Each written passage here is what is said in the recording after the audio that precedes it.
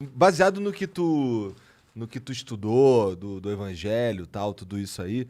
Cara, como é que funciona o inferno? Tipo, como é que eu chego lá? Tem como sair? Não. Tu quer saber isso mesmo? Não, mano. Não queira. Não. Você sabe, como é que Não. eu me fudi e fui parar no inferno? E Qual é o caminho sem volta? E é pra sempre, tá, mano? é pra sempre. É pra sempre. É pra sempre. O evangelho, cara, ele é completo. Mas Jesus, isso foi uma parada que eu não lembro quem que me falou. Já, rapidão. Teve um momento que quando Jesus estava sendo, ele foi crucificado e aí ele desceu ao inferno e libertou uma galera. Ou eu tô viajando? Não, ele tirou as chaves da mão do diabo. Tá, ele não libertou ninguém. Não tem libertação. Entendi. Não, quem tá lá, tá lá. É eterno. Nossa, isso é mó deprê, né? Mas é o evangelho completo. Porque tem gente que consegue viver o inferno já na Terra, né? Mas a Bíblia diz que pro inferno é aqueles que morrem sem salvação, sem o Senhor. Sem encontrar-se com o Criador, entende? Mas então. É um assunto bem, assim, cara, é bem profundo e que tem muitas nuances teológicas quando se trata sobre isso e que, como a gente estava falando, pode gerar uma confusão ainda maior na internet. Mas, assim, uma coisa que você precisa saber, existe, entendeu? Existe. Existe o inferno e se você não entender e compreendendo o evangelho, não reconhecer aquilo, esse é o final. Então existe, mas assim. Porque o antônimo disso é o céu, né? E para a salvação, a Bíblia diz que eu preciso confessar e crer. Entendeu? Mas existem eu espero que existam algumas exceções. Por exemplo, uma criança. Existe. Uma criança da Somália. Existe. O índio. O Nunca índio. o evangelho chegou até ele. É ignorância, é o tempo de ignorância. A Bíblia diz, como ouvirão se não há quem pregue? Pronto. Então, existem os pregadores pregam. Mas no lugar onde um pregador nunca chegou, onde o evangelho nunca chegou, eles são inocentes. Entendeu? Pô, mas é muito stonks então isso aí, né? Oi? Por quê? Ah, se eu nasci, sei lá, antes da sociedade ser inventada, eu automaticamente tô no céu. Mas agora fudeu já, né? Agora a gente já ouviu de vários caras. Só essa semana 2 vezes. Não, a gente já era, né?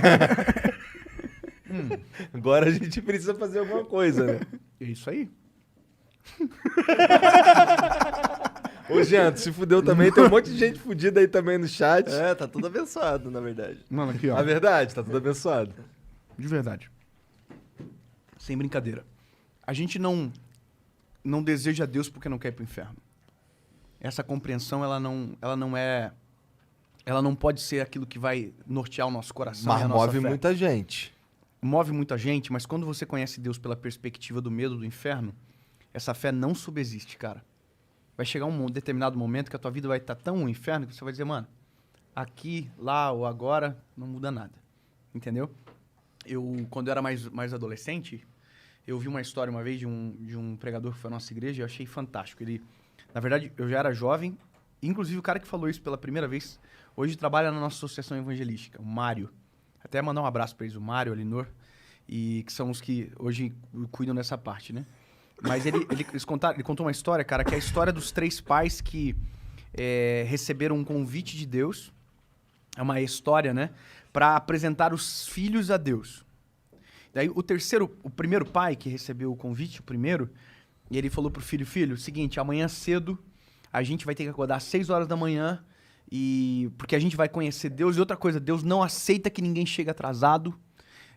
Deus, ele... Bom, eu vou acelerar, tá? Pra não ficar muito longo. Concluindo, ele colocou medo no menino. Medo. Quando ele chegou no dia do encontro, que era o dia seguinte, que ele levou o filho até Deus, a história termina o pai falando assim, Deus, esse aqui é meu filho. E ele olha pra trás, o filho não está. O filho está escondido atrás de uma rocha porque ficou no caminho.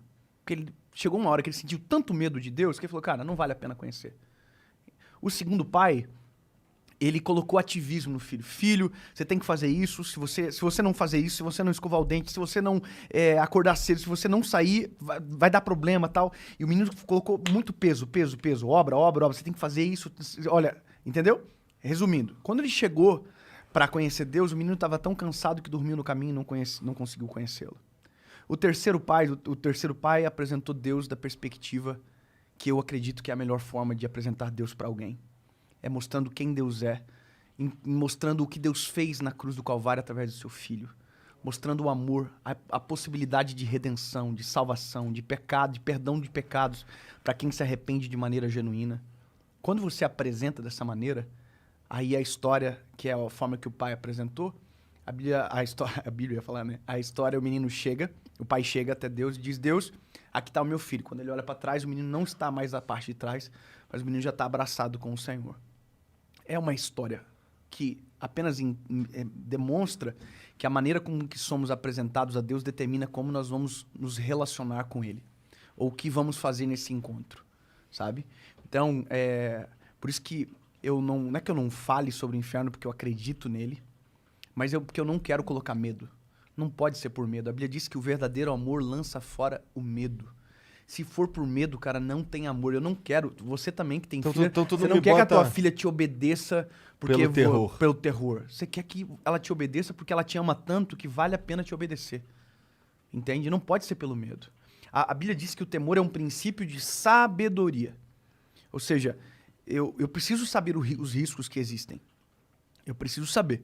Mas não pode ser eles que vão nortear as minhas decisões somente. Tem que ser o amor de Jesus. Eu tenho que ter um sentimento muito mais profundo e muito mais importante, sabe? Então, por isso que eu digo, a gente não tem que querer a salvação por medo do inferno. A gente tem que querer a salvação por desejo do céu. Esse é o negócio. Entendeu? E de viver uma vida transformada aqui. O que será que a gente